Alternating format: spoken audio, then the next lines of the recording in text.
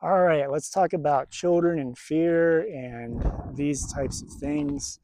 This is another piggyback to my beautiful friend Bailey, who has released a video or will be releasing a video. I'm not sure by the time I post this, which it'll be, on the children in fear. It might even be a post, something. Some sort of content's coming about that. Let's put it that way. um, So we both have experiences with this. She has personal experiences because she's involved with a lot of children through all of the work that she does. I have very little experience with children.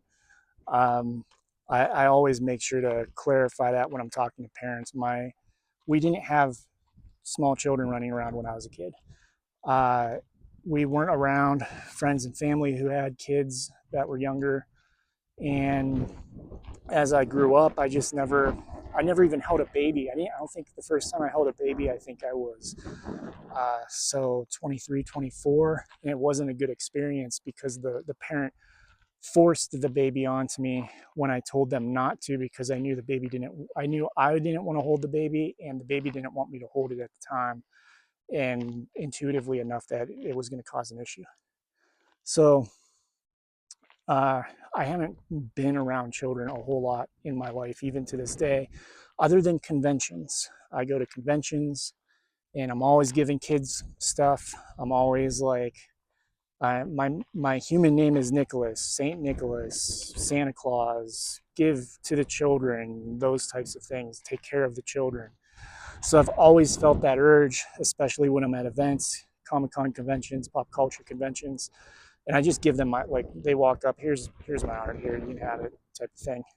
I've always been like that with kids, but for the most part, my personal experience is limited, except for clients.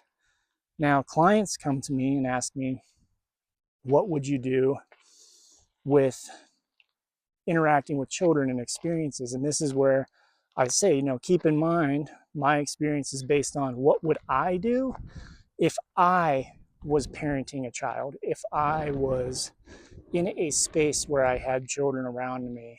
What do I observe and see with other people when I'm at conventions or at events or other spaces? What am I seeing them doing that I'm like, that just don't do that? What are you doing? Why are you doing this? This is wrong. You're creating more, you know, animosity, negative energy, all that type of thing. So I'm very observant of people and parents and all that, and I learn very quickly. And then my ET friends also tell me, like, here's what we want you to do. Here, do this, do X, do Y, Z. The guides, the angelics, all the different beings talk about. Here's what you can do with children. Now, one of the first things you can do is honor children. And let me backtrack for a second. I got a little ahead of myself. So, a lot of people have kids who are waking up while they are not as awake as the children, and it's creating fear. It's creating fear because the parent doesn't know what to do, doesn't understand it, doesn't believe it's real, that sort of thing. First of all, this is where we get back to this, where I was just doing that. Where's it at? There's the beam. Where I was just doing that and saying, one of the most important things you can do is honor your children. Honor the fact that they are pure, innocent. My guys are using the words like virgin beings on the earth, pure beings, innocent beings. They have not been programmed. They have not been exposed to the things that we have been exposed to. So they see clearly. They don't have all the things in their body, the chemicals, the emotions, the negative energies, the television, the music, all this stuff. They don't have that in their body. So they can see the world clearly, which means just because you can't see something doesn't mean they aren't seeing it. And that applies to all adults as well. Just because you can't see something doesn't mean the adult next to you isn't seeing it, type of experience. So honor your kids. Don't when a kid comes up and says, "Hey, there's a monster in the bedroom. It's scary. What do I do?" Don't dismiss them. Don't be like, "Oh, you're seeing things. That's not real." Don't do that. Honor them. Hold them. Explain to them what's going on. Ask them, you know, is it being good? Is it being nice? Is it being bad? What is it doing? Tell me about it. Where is it at? Uh, Build that belief system. Build that belief system with you, because it will reciprocate back to you. It will build your energy towards seeing them and experiencing them as well, because you're going to be in that child's field. And so the more they can see, the more they can hold those frequencies, the more they can experience, the more it will help you ascend and help you experience more as well. Now, when it comes to the fearful beings, teach them protections. Teach them, like, hey, if it's scary, you are sovereign. You have a right to say, go away. You have a right to call on angels, to call on help from galactics, to call on help from others. You know, ask them to talk to these beings, to, you know, make sure that they're good beings, that they're, uh, you know, benevolent, and not asking the child to do mean things or being mean to the child, that sort of thing. Teach them right and wrong, good and bad, ethics, morality. Teach them those things. Parents don't teach that. They don't. They don't sit the kids down and teach them like morality lessons and ethical lesson type things that you would, you know, sit down in a college class and be like, hey, if this, if I ask you to do this, what would you do? Type of scenario. Nothing's coming to mind other than the train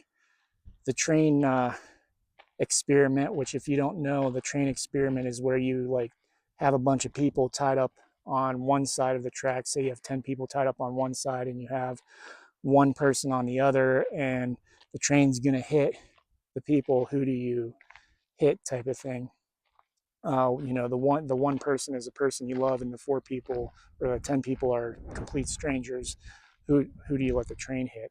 Um, you know, when they're younger, find exercises that, you know, aren't as complicated as that, because that's a very complex situation on um, the morality of which one you choose, type of thing. But find smaller scenarios. Teach them the morality of, like, hey, if I ask you to go hit your brother, why is that wrong? Would you do it? Is it right? You know, what choice do you make if I ask you to do XYZ? That way they understand when a being comes to them and starts asking them, because a lot of kids experience this where beings will ask them to do things and they'll be like, oh, my friend told me to do it. So they do it because they don't know any better. They don't know that it's wrong or not. So some beings are, you know, using the kids to have fun, essentially. And so you need to teach them protections. You need to honor that they are seeing these beings. You need to honor that there are worlds that exist that are not physical eyesight type of worlds. There are all kinds of things going on. And just because we can't see it doesn't mean it's not there. So when parents come and they're afraid, that's my advice every time is honor the child. Why are you afraid? You know, don't react with fear. Don't react with negativity. React with love. React with uh, observation. React with understanding. React with what if? What if the child really is seeing a dinosaur in their room? What if the child really is seeing fairies flying around? What if the child is seeing a dragon? What if they are seeing portals? What if they are seeing galactics at night? What if they are seeing monsters in their closet, so to speak, but they aren't monsters? They're loving brownies and stuff that the kids have been programmed to believe are monsters. What if they're experiencing a whole new world that you can't experience? Ask yourself that next time a kid comes to you with something, and make sure they know they can talk to you. Make sure they know they can talk to you, and you won't have judgment. You won't be angry. You won't react with fear. That's the key. Honor them. Give them a safe space to talk to you. Because if you are not a safe space, then they're not going to talk to you about it. Even if they stay awake through their childhood, they're going to close you out. So give them a safe space and honor them. That's the biggest thing. Love you all. Grateful for each and every one of you. Hopefully you enjoy that sunlight.